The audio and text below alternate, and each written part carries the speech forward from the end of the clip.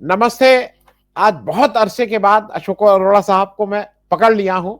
गलती मेरे दफ्तर की थी क्योंकि हमारे यहाँ कुछ टेक्निकल वो हम लोगों ने ऐसा हो गया था कि वो सेट नहीं हो पा रहा था। बात तो हो जाती थी लेकिन शायद रिकॉर्डिंग के समय कुछ वो था। अशोक भाई बहुत बहुत आपका भाई स्वागत है। After very long time thank we you are very talking. Much. और अशोक भाई हरदम एक चीज ये लगती है कि मतलब मैं इसलिए कह रहा हूँ घूम के जिस पड़ाव पे हैं लोग, जुडिशरी से आप लोगों से बहुत उम्मीद है आज की तारीख में। देखिए पॉलिटिशियंस और एग्जीक्यूटिव से तो उम्मीद नहीं है, लेकिन भारत में जो जुडिशरी का हाल हम लोग करते जा रहे हैं, मतलब मुझे लगता है कि आप किसी भी जुडिशरी को देख लीजिए, you talk of Bangladesh, you talk of Pakistan, I am not talking of USA, वहां कुछ तो है। हमारे यहाँ तो ये इतना पीछे पीछे दुम हिला रहे हैं, इतना पीछे पीछे दुम हिला रहे हैं, और हमारे इंस्टीट्यूशंस कॉम्प्रोमाइज हो रहे हैं। हमारी जुडिशरी कहती है, मतलब इट इज सरप्राइजिंग, आपको आप तो वॉच कर ही रहे हैं कि नहीं नहीं लाइन से आने दीजिएगा, आप कतार में हैं, आप कतार में, देश वो हो रहा है और आप कह रहे हैं आप कतार में। मैं ओवरऑल जो जो कुछ लोगों का कहना है कि जुडिशरी का काम, हमारा संविधान ठीक से इंप्लीमेंट हो रहा है कि नहीं हो रहा है, एग्जीक्यूटिव अपना काम करे, ये भी उसका मेरे ख्याल में काम है। मैं ओवरऑल एक बहुत जनरल, क्योंकि हम लोग बहुत दिनों बाद इसको शुरू करना है, the role of judiciary in Indian democracy और उसकी उसका महत्व, जरा इस पे एक छोटा आपका टिप्पणी चाहूंगा। मैं आनंद वर्धन जी बिल्कुल विदाउट इनिबिशन कह रहा हूँ। Since I have been part of it, मैं भी पिछले 50 साल से एसोसिएटेड हूँ। तो normally you say I feel proud of this, I feel proud of this. तो today I can't say I am proud of the system I belong to ना। मेरे को शर्म आती है। मैं as a criminal lawyer I am making a confession. मेरे को शर्म आती है। अब इसका हल as a student of criminology मैं सोचता हूँ ये सब क्यों हुआ। मैं आपको मेरे ख्याल 2-3 मिनट में सारी बैकग्राउंड मैं डॉक्टर अंबेडकर से शुरू करता हूँ। जी जी। जब उन्होंने कॉन्स्टिट्यूशन की बात की तो बाबा साहब ने बोला कि constitution would be as good as the people who would govern it would be. उस टाइम उन्होंने ये बात करी। उन्होंने ये सोचा ही नहीं था कि ऐसे लोग भी आ जाएंगे, बट उनको ये क्लैरिटी थी कि अगर नालायक लोग आ जाएंगे तो बड़ा बेकार हो जाएगा, अच्छे लोग आएंगे तो अच्छा रहेगा। ये तो सोच उनको थी। अब चलिए कहाँ से बेड़ा गर्क शुरू हुआ। अब मैं वहां से सीधा उनके बाद से सीधा मैं आ जाता हूँ इमरजेंसी। इमरजेंसी में जो हुआ सबने देखा। इमरजेंसी का जो ऑर्डर था, एडीएम जबलपुर जिसको हम कहते हैं मर्डर ऑफ डेमोक्रेसी, जिसमें 5 जजों ने ये कह दिया कि कोई राइट ही नहीं है आपका, फंडामेंटल राइट, आपको सरकार गिरफ्तार करे जो मर्जी करे कुछ नहीं कर सकते आप। तो इमरजेंसी में उस फैसले में काफी लोग थे। 5 में से 4 जजों ने कहा कि कर ही नहीं सकते। एक महान जज थे जस्टिस एचआर खन्ना, जिनको पता था, उन्होंने जाके अपनी वाइफ से बोला कि मैंने एक ऐसा फैसला कर दिया, मैं चीफ तो बनूंगा नहीं। तो नादानी में नहीं किया, उनको पता था कि मैं चीफ जस्टिस इंडिया नहीं बनूंगा, लेकिन मैं अपने जमीर को जिंदा रखूंगा। तो उसमें सबसे पहले तो खन्ना साहब का नाम लेना चाहिए, जो पॉजिटिव एक महान जज थे, हैं, जो थे तो होता ही नहीं ऐसा, जिनके भतीजे हैं आज संजीव खन्ना, उन्होंने भी एक अच्छा काम किया। उसमें एक चंद्राचूड़ भी थे। अब मैं किस लिए कह रहा हूं कि मैं बाबा अंबेडकर से चंद्राचूड़ से लेके और आखिरी चंद्राचूड़ तक वो वैसे का वैसा ही, क्योंकि इनके संस्कार ऐसे थे। मैं कहता हूं बड़े मियाँ तो बड़े मियाँ, छोटे मियाँ सुभान अल्लाह। तो ये छोटे मियाँ सुभान अल्लाह मिले। आपके इलाहाबाद के दोस्त बताते होंगे क्या करप्शन के भी चार्जेस थे, और जो इन्होंने 3-4 जजमेंट देके अपना टोटल जुडिशरी को बेड़ा गर्क सरेंडर कर दिया। बाबरी की जजमेंट पाप थी, खाली इलीगल नहीं थी। 370 की जजमेंट पाप थी बिल्कुल। जो बॉन्ड की जजमेंट अच्छी थी, लेकिन ऑपरेशन सक्सेसफुल पेशेंट डेड, उसका इन्वेस्टिगेशन कराया नहीं। महाराष्ट्र की जजमेंट में रीजनिंग ठीक थी, ऑपरेशन सक्सेसफुल पेशेंट डेड वो चालू रहे, आप कहते हो इलीगल है। तो इनके कितने पाप गिनाओगे। तो आम आदमी का, बिल्कुल मैं तो आम आदमी के साथ हूं, आम आदमी का जो है वो फेथ खत्म होता है। जब आम आदमी का फेथ खत्म होता है तो फिर इलीगल रास्ते अपनाता है। अगर अर्नब गोस्वामी अंदर है तो आप सैटरडे को कोर्ट लगा के आपने भाषण दे दिया जूरिस्ट का कि फंडामेंटल राइट, और जब वो किप्पन अंदर है, दूसरे धर्म का जो लोग है, उसने बेचारे ने कुछ किया ही नहीं, वो तो कैमरा लेके जा रहा था। वो केरला का इतना सीनियर जर्नलिस्ट, वो 2 साल अंदर रहा है। तो मैं किस मुंह से कहूं कि देश में रूल ऑफ लॉ है? मैं कहता ही नहीं हूं, मैं झूठ नहीं बोल सकता। वो कहता है हिम्मत से सच कहो तो बुरा मानते हैं लोग, और रो रो के बात कहने की आदत नहीं मुझे। मैं तो आपसे दोस्ती है और आपसे ही ताकत लेता हूं कि ये कहां कहां रूल ऑफ लॉ है? जो आप कहते हो सबके लिए कानून बराबर, अर्नब के लिए कानून अलग है, क्योंकि अर्नब गोदी मीडिया का पार्ट है। उसको आजकल लोग डॉगी मीडिया कहते हैं, मेरे को लगता है doggy is a better word. Yes. तो उसको आपने सैटरडे को रिलीज कर दिया। दूसरा एक जिसका कोई माई बाप आप समझते हो नहीं हो, जिसके साथ मोदी नहीं है, जिसके साथ 56 इंच नहीं है, जो तुम्हारा नुकसान नहीं कर सकता, उसको आप सरकार के कहने पे अंदर रखते हो 2 साल। शर्म आनी चाहिए, जुडिशरी को शर्म आनी चाहिए। और आखिरी बात पे मैं आ जाता हूं, जो आपका सवाल भी है, मेरे को लगता है कि हमने पहले जब एक बार जिक्र किया था। आखिरी बात आ जाती है इलेक्शन कमीशन। आप देखिए, वो प्रशांत भूषण ने कहा मेरे को 1 घंटा दे दीजिए, और वो उनके जो सरकारी वकील हैं, सरकारी वकील। अशोक भाई, अगर हाँ इफ यू अलाउ मी, मैं अपने दर्शकों को एक थोड़ा सा 1 मिनट में ब्रीफ बता दूं कि जिस हाँ, रेफरेंस में ठीक, आप कह रहे हैं। Okay sorry. इलेक्शन कमीशन का 2023 में सुप्रीम कोर्ट में एक ऑर्डर आया कि जब तक आप नए कानून नहीं बना देते हैं तब तक ये एक कमेटी रहेगी जिसमें prime minister of India, leader of opposition और चीफ जस्टिस ऑफ इंडिया रहेंगे। नया कानून ये था कि इसमें कुछ रद्दोबदल होगा। नया कानून आ गया और उस नए कानून में कहा गया कि प्राइम मिनिस्टर द्वारा एक आदमी, एक कैबिनेट मंत्री नॉमिनेट किया जाएगा जो अमित शाह हैं, और लीडर ऑफ ऑपोजिशन, जिसमें चीफ जस्टिस ऑफ इंडिया का कोई रोल ही नहीं है। नो, ये इस कानून के अगेंस्ट कुछ लोग सुप्रीम कोर्ट गए, और उस सुप्रीम कोर्ट में जब सुनवाई हो रही थी, क्योंकि यह भी देखा गया कि गोयल जी जो एक 9-10 मार्च 2024 में उन्होंने इस्तीफा देते हैं, और इलेक्शन अनाउंस होने से 2 दिन पहले 2 नए चीफ इलेक्शन कमिश्नर आ जाते हैं, जिनको ABCD ऑफ इलेक्शन का नहीं मालूम है, लेकिन वो आ जाते हैं, और राजीव कुमार जी के नेतृत्व में इलेक्शन होता है। लोग सुप्रीम कोर्ट जाते हैं, सुप्रीम कोर्ट उस पर सुनता है, फिर कहता है कि नहीं, it is important.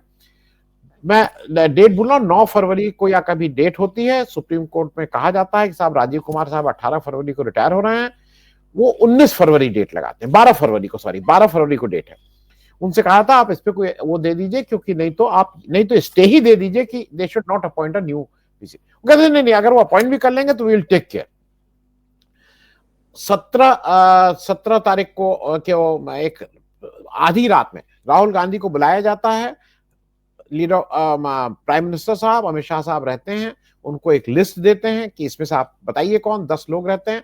Rahul Gandhi कहते हैं कि जब अगर परसों ये आ रहा है तो 48 आवर्स के लिए please hold this, we can sit again, क्योंकि अगला इलेक्शन जो है वो बिहार का है जो नवंबर में होना है। तो कोई ऐसी हड़बड़ी भी नहीं है, बीच में कोई ऐसा इलेक्शन नहीं है।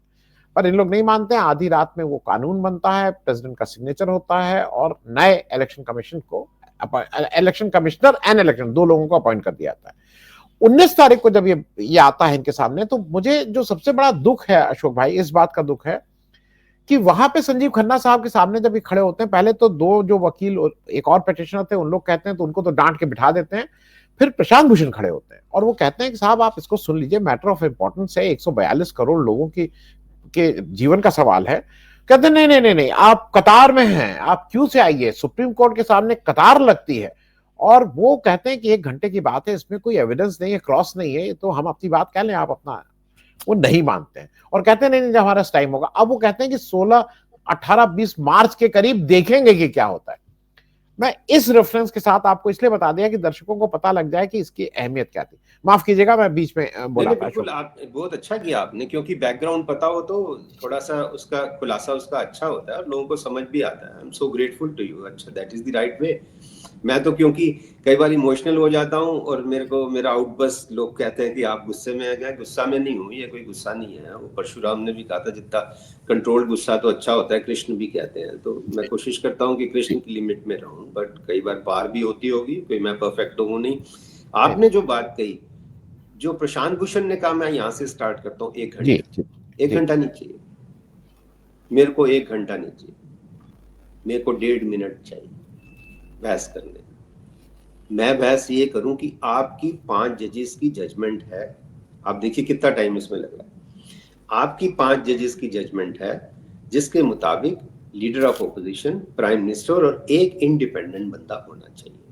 उसका कंसेप्ट यही है कि इलेक्शन कमीशन वाकई अगर इंडिपेंडेंट है तो उसमें बैलेंस रखने के लिए, डेमोक्रेसी की एक इज्जत और रिस्पेक्टेबिलिटी रखने के लिए, ऑथेंटिसिटी रखने के लिए कम से कम एक इंडिपेंडेंट बंदा इलेक्शन कमीशन में हो, इतनी सी बात है।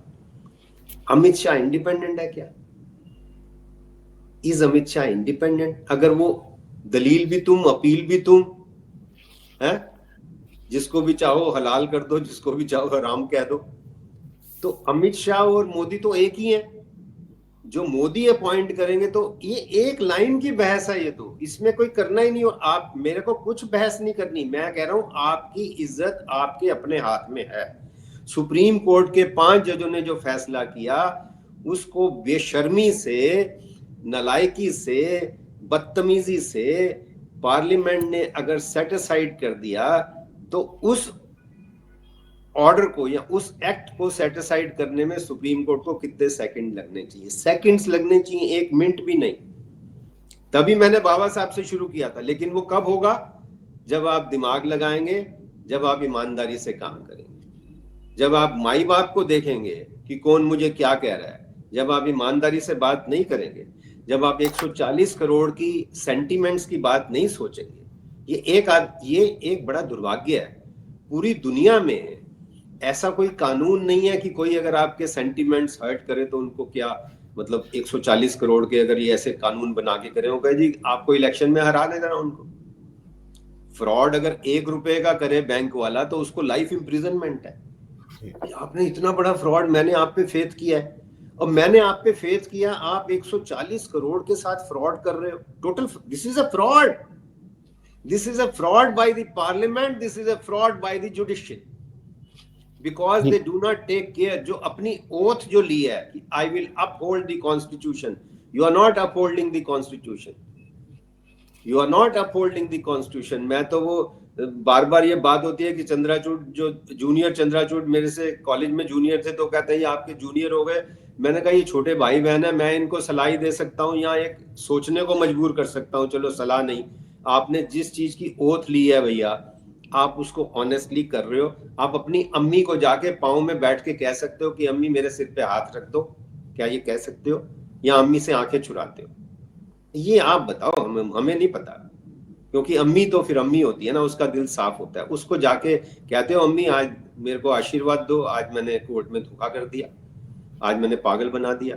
और वो जज, वो सोलिसिटर आके कहता है कि मैं तो आई एम बिजी देयर। ये कभी होता है? ये मजिस्ट्रेट भी अलाउ नहीं करता है। मजिस्ट्रेट कहता है इधर आओ सरकारी वकील जी, ये बंदा अंदर है, पहले इसकी बहस सुनेंगे, वो वाला मुकदमा बाद में देखेंगे। क्या मुकदमा है वो मेरे को बताओ। वो पूछता है, मजिस्ट्रेट पूछता है क्या मुकदमा है, किस किस मुकदमे में आप जा रहे हो? क्या रहे जी वो मेंटेनेंस। तो मेंटेनेंस जरूरी है कि जो आदमी अंदर जरूरी है वो सुनना है? वो कॉन्स्टिट्यूशन बेंच में कौन सा मुकदमा है किसी को पता ही नहीं, इससे जरूरी कोई नहीं था। ये that is how you set दी। अर्नब से जरूरी आपको उस टाइम कोई नहीं लगा, क्योंकि अर्नब से आपको लगा था मैं माई बाप को खुश कर रहा हूं, अर्नब को प्रोटेक्शन है।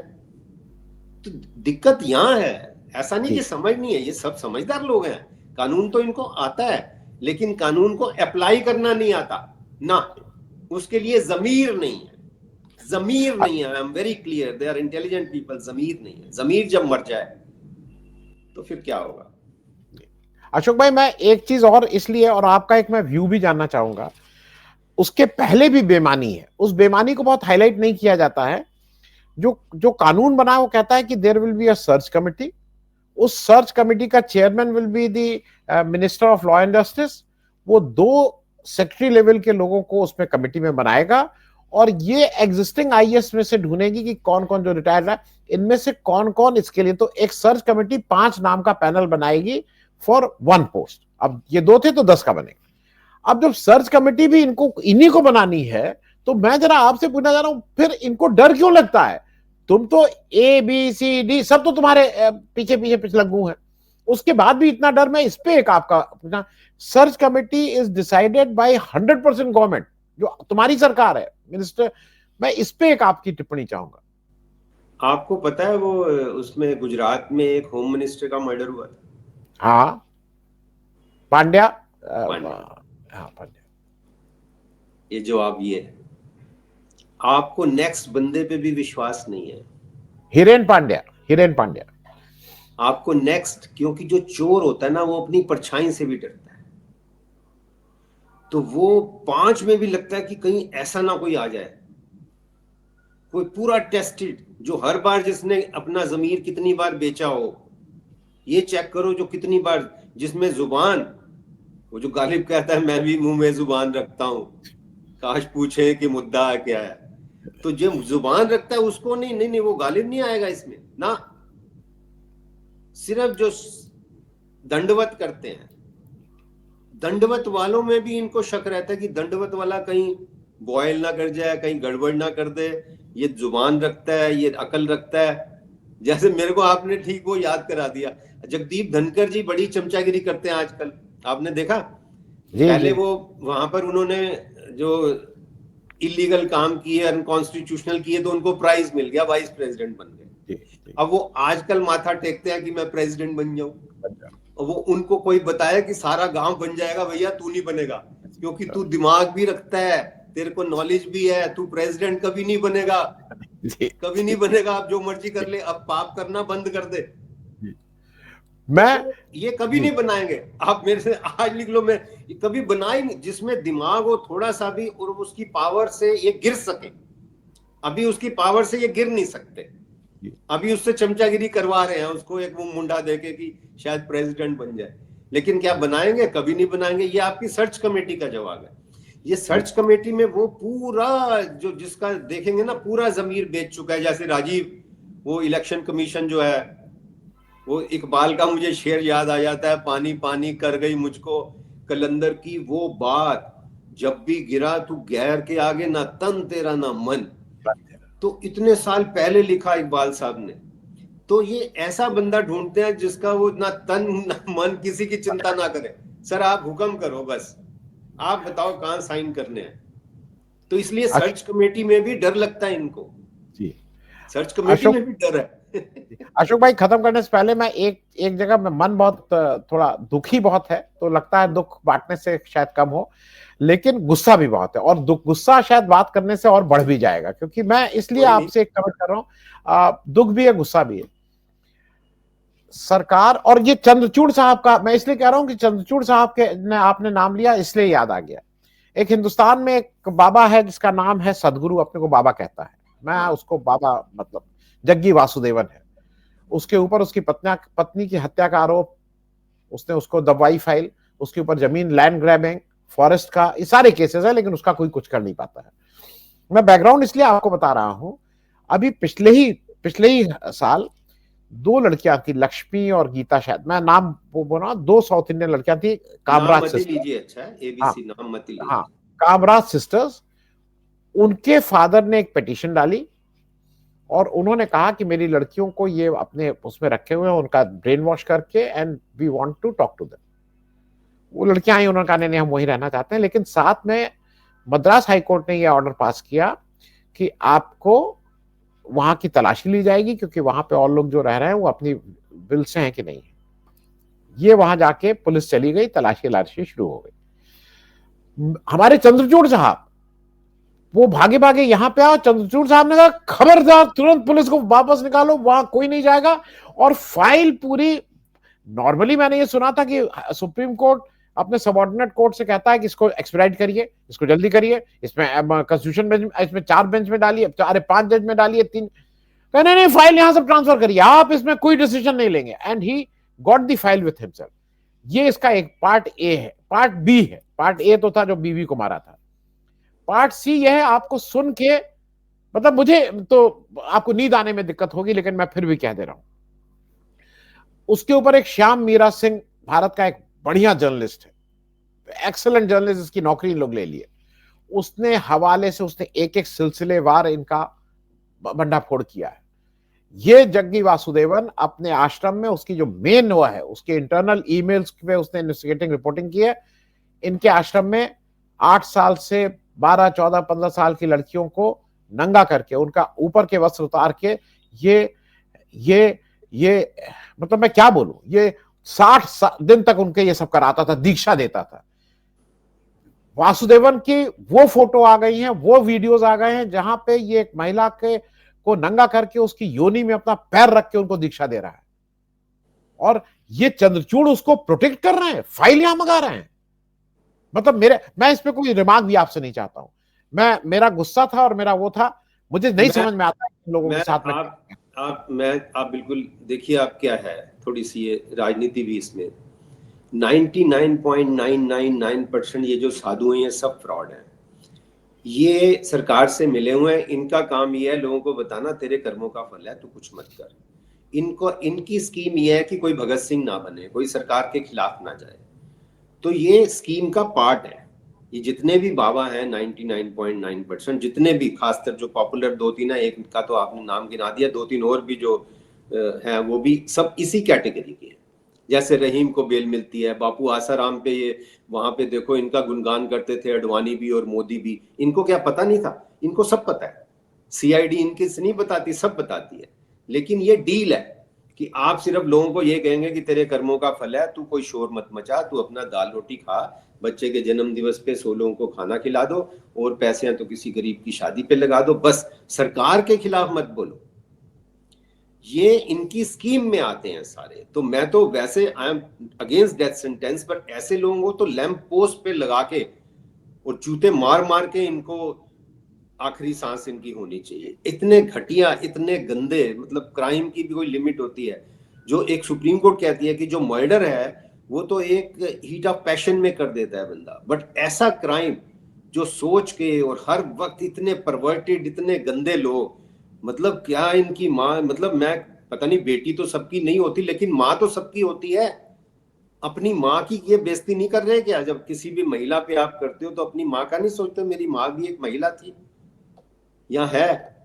ये बहुत ही, ये इसीलिए मैं कह रहा हूं कि ये जो कुंभ का जो मेला होता है इसीलिए होता है, मंदिर इसलिए होता है, लोगों को उलझा रखा है। वो जो कार्ल मार्क्स कहता था अफीम देते रहते हैं, इनके पास और कुछ करने को नहीं है। आपको रोजगार दे नहीं सकते, महंगाई खत्म कर नहीं सकते, सुरक्षा दे नहीं सकते, डिसेंसी है नहीं, तो बस ये इसी कार्यक्रमों में बिजी रखते हैं, जिसका ये जो साधु हैं they are part of this deal, part of this crime.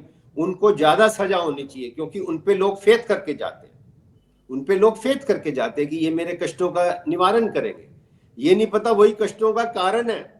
ये जो अब ये भी आपने कॉन्स्टिट्यूशन, चंद्रचूड़ के सामने मैंने बहस करी, मैंने कहा आप ये क्या काम कर रहे हो? ये आर्टिकल 52A है जिसमें लिखा है फंडामेंटल ड्यूटीज में you will develop scientific temper, आप इस पे बात करिए। कहता no no this is not our role.